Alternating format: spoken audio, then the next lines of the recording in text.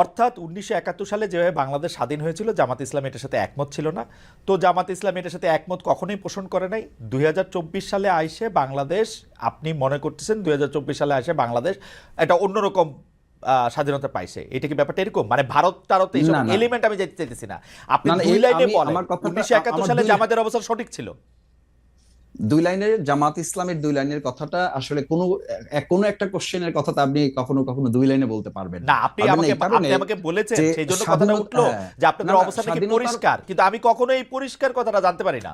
পরিষ্কারটা কি? কথা হচ্ছে এইটা যে বাংলাদেশ জামাত ইসলামী স্বাধীনতাটা ভারতের ষড়যন্ত্রমূলক সহযোগিতার মাধ্যমে চায়নি, কিন্তু যখন স্বাধীন হয়েছে দেশ, সেই স্বাধীনতাকে ধারণ করে জামাত ইসলাম ইসলামী ছাত্র শিবির তার সামগ্রিক কার্যক্রম পরিচালিত হয়ে আসছে এবং সেটা প্রমাণিত এবং পরীক্ষিতভাবে দেশের জনগণ সেটাকে গ্রহণ করেছে। ফ্যান্টাস্টিক। আচ্ছা, আমি আমি আমি আমি এই যে এইখানকার একজন উপদেষ্টা আছে বর্তমান সরকারে, তার নাম মাহফুজ আলম, তিনি বলেছেন যে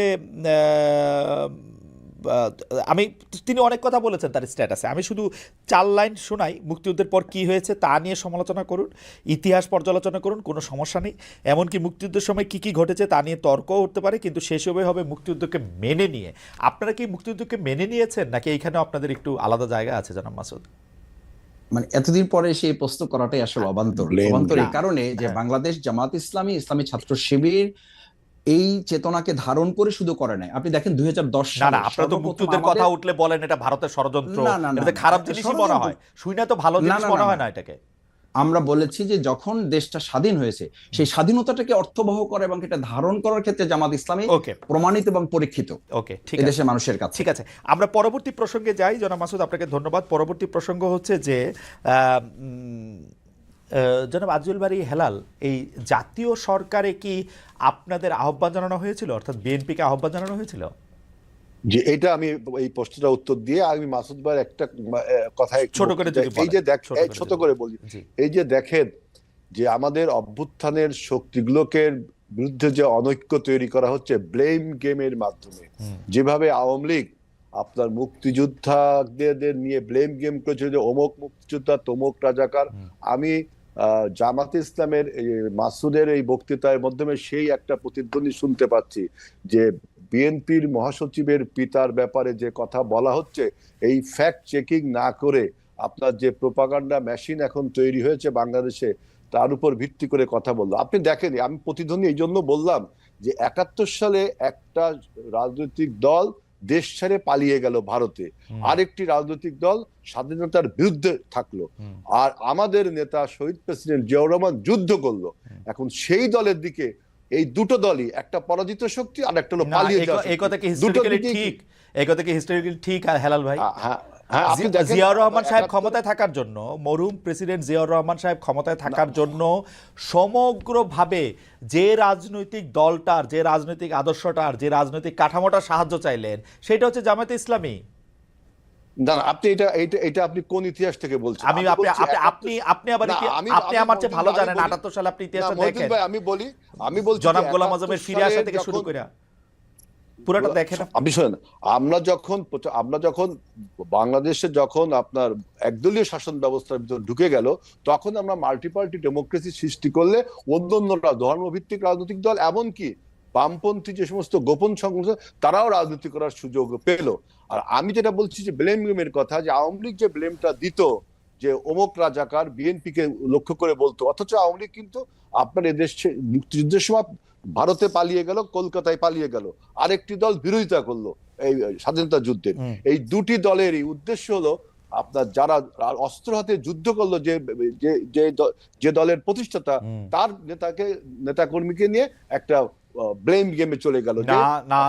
না, আপনি এটা হেলাল ভাই, আপনি এটা বললে হবে না। জিয়াউর রহমান সাহেব, গোলাম আযম সাহেবের কে দেশে ফিরিয়ে আনা, তাকে রাজনীতি করার সুযোগ দেওয়া, বাংলাদেশকে রাজনৈতিক আদর্শের ক্ষেত্রে জামায়াতে ইসলামী রাজনৈতিক আদর্শকে হায়ার করা, জনাব শাহ আজিজুর রহমানকে প্রধানমন্ত্রী করা, শাহজিজুর রহমান কিন্তু ভোটের মাধ্যমে, আপনি যদি ইতিহাসটা পড়েন, আপনার পার্লামেন্ট 79-এর পার্লামেন্টে যারা নির্বাচিত হয়েছিল তারা ভোটের মাধ্যমে শাহজিজকে প্রধানমন্ত্রী। ওই ভোটের কথা বলেন না হেলাল ভাই, হেলাল ভাই ওই ভোটের কথা না না, কেন আপনার এটা তো ডেমোক্রেসি, আপনি ওই ভোটের কথা ওই ভোটের কথা বলা না বলা একরকমই। পার্লামেন্টে যারা সদস্য ছিল তারা ভোটের মাধ্যমে শাহজিজকে প্রধানমন্ত্রী করেছিল। আমরা যদি মাল্টিপার্টি ডেমোক্রেসি না করতাম তাহলে তো সেই একদলীয় শাসন ব্যবস্থা ছিল।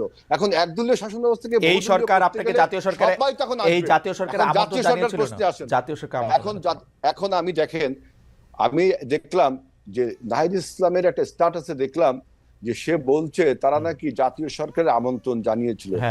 আমার প্রথম বক্তব্য হলো বিএনপি 2022 সালে যখন 31 দফা সংস্কার প্রস্তাব দেয় তখন তারা বলেছিল, আমরা বলেছিলাম যে after the election we will make a national government. সুতরাং আপনি যদি প্রস্তাব দিয়েও থাকেন তাহলে আমাদের কমিটমেন্ট বা আমাদের রাজনৈতিক কর্মসূচির সাথে মিলছে না। আর একটা কথা, নাহিদ ইসলাম বলছে যে সে তখন গণভবনে ছিল আর আপনার মিটিং হয়েছে আপনার ক্যান্টনমেন্টে, তাহলে তিনি এই কথা জানেন কিভাবে? আমরা তো এই কথা শুনিনি কখন যে 5ই আগস্টে যে হেলাল ভাই মানুষের জানার নানা রকম সোর্স থাকতে পারে। আপনি আমাকে সোজা কথা বলেন, আপনারা যদি ইলেকশনের পরে জাতীয় সরকার করেন, ইলেকশনের আগে জাতীয় সরকার হইতে আপনাদের অসুবিধা কি? আপনারা কি জাতীয় সরকার হইলে আপনাদের সবসময় আপনাদেরই প্রধান থাকতে হইব? এইটাই আপনি একটা মিনিট সময় দেন। যদি ইলেকশনের আগে আপনি জাতীয় সরকার করেন তাহলে ইলেকশনটা করবেন কি করে? শেখ হাসিনার মতো আমি আর ডামি দিয়ে আমরা সবাই জাতীয় সরকার, তাহলে ইলেকশনটা হবে কি করে? সবাই মিলেই করবে। কিভাবে ইলেকশন? সবাই মিলেই করবে। শেখ হাসিনা 24 সালের আমি আর ডামির ওই রকম কেন হবে? মানে দলে থাকলেই তো আর দলে প্রভাব আপনি বিস্তার করতে পারবেন না। ডক্টর ইউনূস থাকলো প্রধান, আপনি ইলেকশন করলেন। আমরা তিনজন ব্যক্তি আমরা যদি জাতীয় সরকার গঠন করি, আবার তিনজন নির্বাচনে অংশগ্রহণ করলাম, তাহলে আপনার নির্বাচনের কনফ্লিক্ট অফ ইন্টারেস্ট হচ্ছে এখানে। এটা হয় না, এটা তো সারা পৃথিবীতে তো ক্ষমতায় থাইকেই ইলেকশন করে, অসুবিধা কি? না, আপনি সারা পৃথিবীর সাথে বাংলাদেশের উদাহরণ দিলে হবে না। কোন পৃথিবীর কোন দেশে জাতীয় সরকার করে আবার তারা নির্বাচনে অংশগ্রহণ করছে, সেখানে একটা স্ট্রং নির্বাচন কমিশন থাকে। ভারতে তাহলে আপনারা যেহেতু, আচ্ছা বুঝতে পারছি, তাহলে আমার ভুল, আপনারা যেহেতু ইলেকশনে অংশ নিবেন সেই জন্য আপনারা জাতীয় সরকার করলেন না, তাই কি? ইলেকশনে অংশ আমি জাতীয় সরকার করলে আপনি আমি সবাই যদি জাতীয় সরকারে অংশগ্রহণ করি, ইলেকশনে করবো কার সাথে? সরকারের সাথে সরকার ইলেকশন, এটা তো পলিটিক্যালি একটা রং আইডিয়া। এটা তো টোটালি পলিটিক্যালি বাংলাদেশে কি কোনোদিন এরকম একটা হইতে পারবে না যে 10টা দল মিলে একটা ইলেকশন কালীন সরকার তৈরি হবে? এটা হইতে পারবে না? শোনেন, সেটার জন্য আপনাকে সময় দিতে হবে, আরো সময় নাই।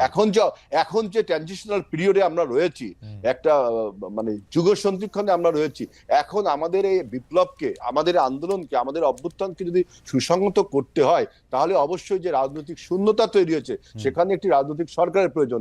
এখন আপনি যদি জাতীয় সরকার গঠন করেন আগে, তাহলে হাসিনার সাথে আপনার পার্থক্য থাকলো কি? আর আমরা যেটা নির্বাচনে কমিটমেন্ট করেছি আন্দোলনের সময়, আমাদের সাথে যারা যুগপৎ আন্দোলন করে তাদের সবার সাথে আমাদের কমিটমেন্ট হয়েছে, তারাও আমাদের সাথে কমিটমেন্ট করেছে যে after the election we will make a national government. আপনি এখন এই কথা বললে তো হবে না। হেলাল ভাই, এই জামায়াতের সাথে মানে আপনারা সবসময় জামায়াতকে ব্যবহার করেছেন, জামায়াতের শক্তিটাকে নিজেদের মধ্যে আপত্ত করেছেন, রাজপথে আপনারা থাকতে চান নাই, আপনারা বসে বসে চা খেয়েছেন, এয়ার কন্ডিশন রুমে সুন্দর কাপড় চোপড় পরে থেকেছেন। জামায়াত আন্দোলন করেছে, আমি একটু বলি, জামায়াত আন্দোলন করেছে এবং জামায়াত কিন্তু 17 বছর 18 বছর 20 বছর 25 বছর যখন দরকার হয়েছে তখন আপনাদের সার্ভিস দিয়েছেন।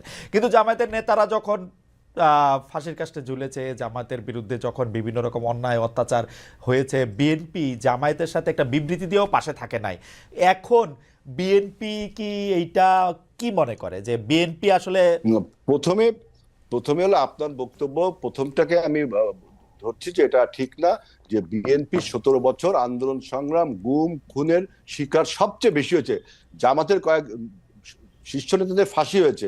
আপনি একটা উদাহরণ দেখেন, 28 তারিখে যখন সর্বশেষ 28 অক্টোবর যখন আমাদের উপর যে ভীষণ ক্র্যাকডাউন হলো, আমাদের জনসমাবেশকে বন্ধ করে দিল, তখন কিন্তু জামাতে ইসলামও যুগপৎ ভাবে আমাদের সাথে ওইখানে একটা আন্দোলন করেছে।